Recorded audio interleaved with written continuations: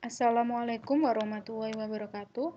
Bagaimana kabarnya anak-anak kelas 10 IPS? Semoga kalian semua selalu sehat dan dalam lindungan Allah. Amin. Sebelum kita mulai pembelajaran hari ini, mari kita buka dengan bacaan basmalah terlebih dahulu. Bismillahirrahmanirrahim. Semoga apa yang akan kita pelajari hari ini dapat bermanfaat untuk kita semua. Amin ya robbal alamin. Hari ini kita akan membahas mengenai fakta sejarah dan jenis-jenis dari fakta sejarah itu sendiri. Jadi apa sih fakta sejarah itu? Fakta sejarah itu merupakan keadaan yang sebenarnya atau kenyataan yang terjadi dalam peristiwa sejarah. Itu disebut sebagai fakta sejarah. Berdasarkan sifatnya, fakta sejarah itu dibedakan menjadi 4 ya. Fakta keras, fakta lunak, inferensi, dan opini.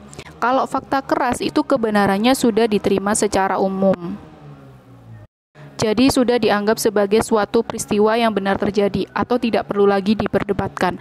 Lah, fakta ini itu juga disebut sebagai fakta mapan dan tidak mungkin dipalsukan lagi. Contohnya itu misalnya peristiwa proklamasi pada tanggal 17 Agustus 1945. Lah, itu merupakan fakta keras yang tidak bisa diubah lagi. Terus yang kedua yaitu fakta lunak. Kalau fakta lunak itu kebenarannya itu masih terbuka untuk diperdebatkan. Jadi faktanya itu masih perlu dibuktikan dengan dukungan fakta-fakta lain. Contohnya itu misalnya peristiwa Super Semar. Lah, itu masih merupakan fakta lunak karena masih dalam proses perdebatan.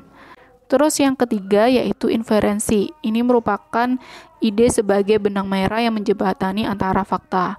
Yang terakhir yaitu opini. Sebenarnya opini itu mirip dengan inferensi, tapi opini ini lebih bersifat pendapat pribadi atau perorangan sehingga otomatis pendapatnya itu tidak didasarkan atas pendapat umum. Berdasarkan bentuknya, fakta sejarah itu dibagi menjadi 3, yaitu fakta mental, fakta sosial, dan juga fakta artefak. Kalau fakta mental itu berarti faktanya itu masih ada dalam pikiran manusia berupa ingatan atau kenangan. Jadi faktanya itu menggambarkan mengenai suasana pikiran, kemudian perasaan batin, kerohanian, dan sikap yang mendasari suatu karya cipta. Jadi fakta mental itu sangat berkaitan dengan perilaku ataupun tindakan moral manusia yang mampu menentukan baik buruknya kehidupan manusia, kemudian masyarakat dan juga negara. Contoh dari fakta mental itu misalnya mental orang Aceh itu kan terkenal dengan keras, kemudian tidak mudah menyerah. Lah, hal tersebut itu mengakibatkan pihak Belanda itu kewalahan dalam menghadapi perlawanannya. Yang kedua yaitu fakta sosial. Kalau fakta sosial ini merupakan fakta yang berdimensi sosial, jadi menggambarkan mengenai keadaan sosial, kemudian suasana zaman dan juga sistem kemasyarakatannya. Misalnya nih hubungan antar manusianya, kayak pakaian adat, kemudian pakaian kebesaran raja, terus apa itu bangunan arsitektur bangunan-bangunan itu juga termasuk fakta sosial. Terus yang ketiga yaitu artefak.